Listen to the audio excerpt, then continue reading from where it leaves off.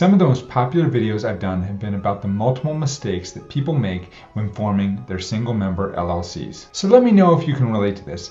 Life is good, you're starting your business, you're ready to roll, and you realize, I need to form an LLC. After all, you want to make sure that your business is legally protected. And limited liability is one of the main benefits of forming an LLC. So you either try to form it yourself or you go online and you have some sort of do-it-yourself business do it for you. I'm not going to name any of the names, but you know the people I'm talking about. But unfortunately, you didn't quite know exactly what you were doing when you did that. And inadvertently, you might have made a mistake. Now, you didn't know you made a mistake when you did it, but you don't know what you don't know, and so you might have done it. Does that make sense? I hope that makes sense. So you're probably wondering, what was this monumental mistake you made? Well, I don't know exactly what mistake you made, but I do know 4 of the common mistakes that people make when forming their single member LLCs, and that's what we're going to talk about today.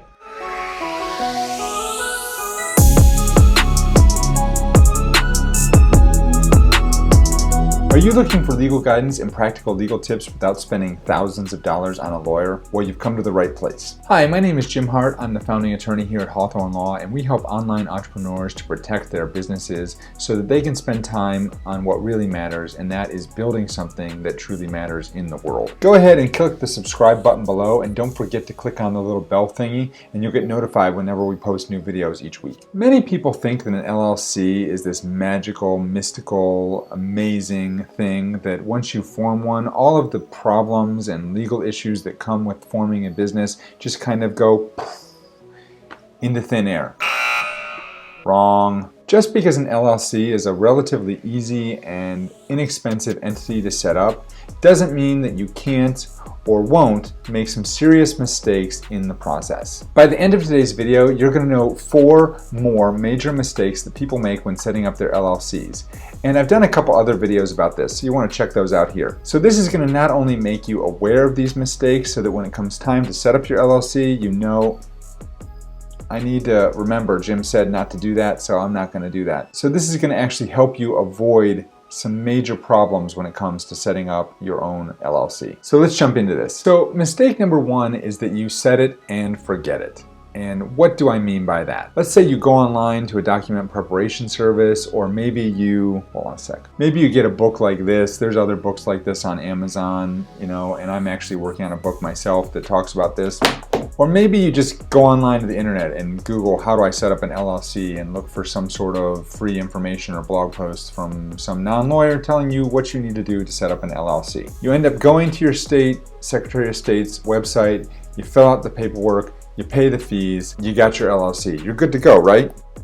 No. And then in a couple of weeks, you get a big package in the mail with all of your legal documents. You put them on a shelf or in a drawer, you check off Form LLC from your to-do list, and you go about your business. Does that sound familiar? Here's what you don't do. You don't get the operating agreement completed, you don't get an EIN number, and you don't open a business bank account. 3 of the major things that you need to do when you're setting up your LLC. Basically, you formed the LLC, but then you didn't do anything with it. So you're really the owner of, I would say, nothing. This is one of the biggest mistakes I see people make when they form their LLCs. If you don't take the legal steps that need to be done to finalize the formation of your LLC, just because you filed something with the Secretary of State doesn't mean you actually have an LLC in place. And an LLC doesn't continue to exist if you don't pay the annual filing fees, if you don't file the annual reports, if you move and you don't update your mailing address. In fact, your LLC can actually be administratively dissolved by the Secretary of State's office if you don't do all these things. And that can happen without you even knowing it. And at that point, you basically lose all the protection and limited liability and other benefits that come with forming your LLC. And this ties nicely into mistake number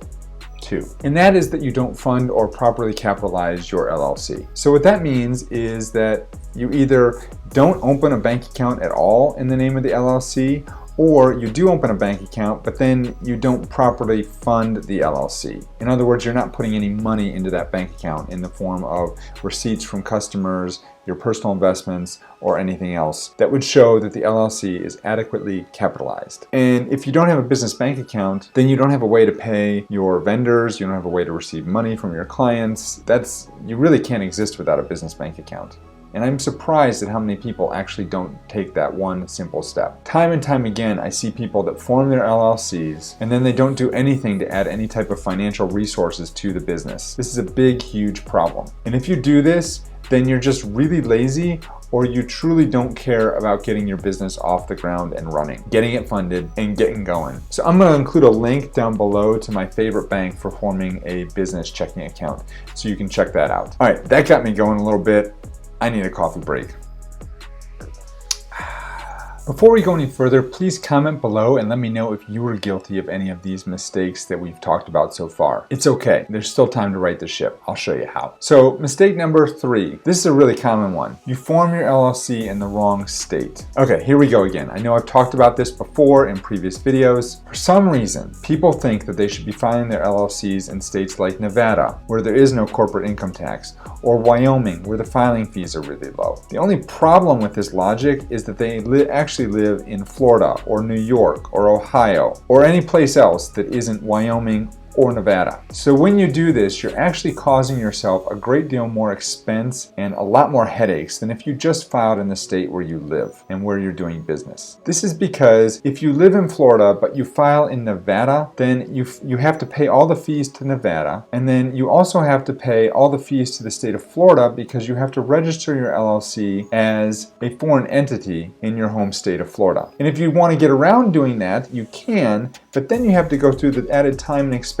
of renting out a virtual office in Nevada where your business can be operated from. And all this withstanding, it doesn't change the fact that if you live in a state where there is an income tax, then you still have to pay income taxes in that state anyway. It doesn't matter that your LLC is formed in a state where there is no income tax. It still flows through to you personally, and the state where you live and work is the state that you're going to pay taxes to. So listen up. If you live in North Carolina, file your LLC in North Carolina. Unless there's a really good reason for you to file it someplace else, file it in the state where you live. You got me on that? I hope. Okay, mistake number 4.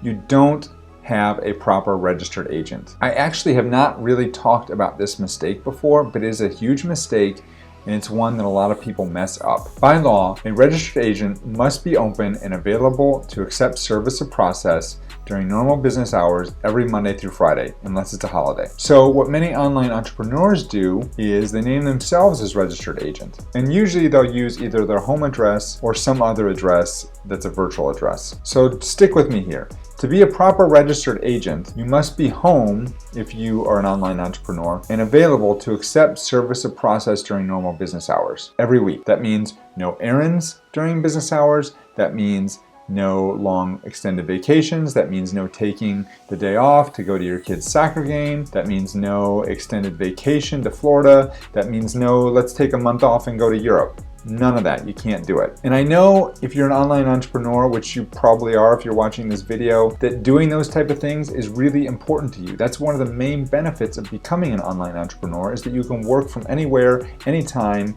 and make money with your laptop on the beach sipping Mai Tais, right? That's the whole goal. You want the freedom to travel and live life on your terms and not be dictated by the fact that you need to stay home and wait for somebody to sue you and be available to accept service or process at your home address. And here's the problem that most online entrepreneurs miss. If you are not home during normal business hours and somebody does decide to sue you, and the bigger you get, the more likely it is that you're going to be sued at some point, and you fail to receive that lawsuit because you're not there, you run the very serious risk of having a default judgment entered against you for failure to respond to a lawsuit.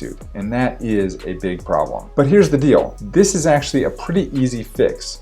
For as little as $129 a year, you can pay someone like my firm to be the registered agent for you in all 50 states. So for that very small investment, you get the peace of mind knowing you've got somebody to serve as a registered agent for you, and you're free to go and do whatever you want, wherever you want, whenever you want, and you can still own and operate your business out of your home office. And this also gives you the added benefit of keeping your business anonymous if you so choose, and protecting your home business address. So if you're interested in that, I'm going to include a link down below for more details. I've done 2 other videos that outline 8 other mistakes that online entrepreneurs make when setting up their LLCs. I'm going to include links for those down in the description below. I've also written a short 1-page recap of all these mistakes and all the other mistakes that I've outlined in the other videos, and you can also check out that. There'll be a link in the description. If you want to join a community of online entrepreneurs just like you, I actually also have a secret Facebook community where I share even more legal tips and tricks to help you keep your online business protected and profitable. There's a link up here. If you like this video, please give us a big thumbs up and let us know.